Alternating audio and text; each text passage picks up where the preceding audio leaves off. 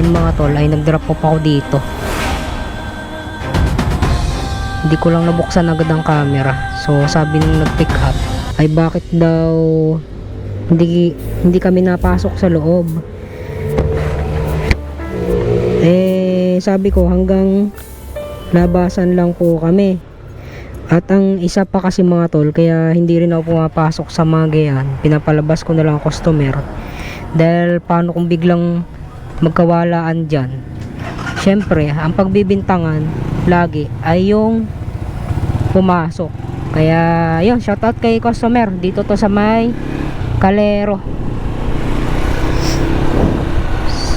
Pasensya na po at hindi po talaga kami pumapasok sa mga gayang iskinita.